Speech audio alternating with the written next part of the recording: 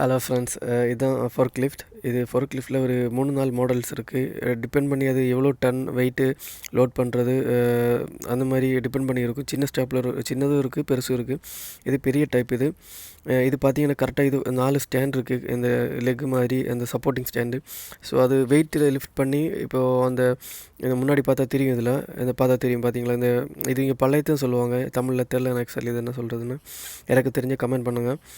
இதில் இப்போது செகண்ட் ஃப்ளோரில், தேர்ட் ஃப்ளோரில் ஒர்க் நடந்துகிட்டு இருக்க டைமில் அவங்களுக்கு கொடுக்கணுன்னா ஈஸியாக இங்கேருந்து அவங்க எடுத்துகிட்டு அங்கே கொடுத்துருவாங்க. ஓகேவா? அந்த வெயிட் எடுத்து தூக்கி கொடுக்குற டைமில் இதே மாதிரி அவங்க ஸ்டாண்டில் போட்டு தான் அந்த ஸ்டேப்லரை அந்த ஃபோர்க் லிஃப்ட்டை நிப்பாட்டி விட்டுருவாங்க. எதுக்குன்னு பார்த்தீங்கன்னா, நம்ம அதிக வெயிட் முன்னாடி வச்சுட்டு அந்த முன்னாடி இருக்கிற அந்த ஃபோர்க் மாதிரி அதில் தூக்கி மேலே கொடுக்கும்போது, இல்லை ரொம்ப லென்த்தில் நீட்டி கொடுக்குற டைமில் வெயிட் பேலன்ஸ் பண்ணுறதுக்கு, ஏன்னா கமந்து விழுந்துடும், அது கீழே விழுந்துடும் முன்னாடி வெயிட் அதிகமாகும்போது. ஸோ அதுக்காக தான் இந்த 4 பார்த்தீங்கன்னா சப்போர்ட்டிங் இதில் ஸ்டாண்டில் போட்டுட்டு அவங்க கரெக்டாக இப்போ பார்த்தீங்கன்னா ஸ்டப்படி ஸ்டாண்டில் மட்டும்தான் நிற்கிது. டயரு கீழே டச் ஆகாமல் தான் நிற்கிது. அதில் வச்சுட்டு அவங்க எடுத்து மேலே பில்டிங் ஒர்க்கிங் கன்ஸ்ட்ரக்ஷன் ஏரியாவுக்கு அவங்க கொடுத்துருவாங்க இந்த மாதிரி.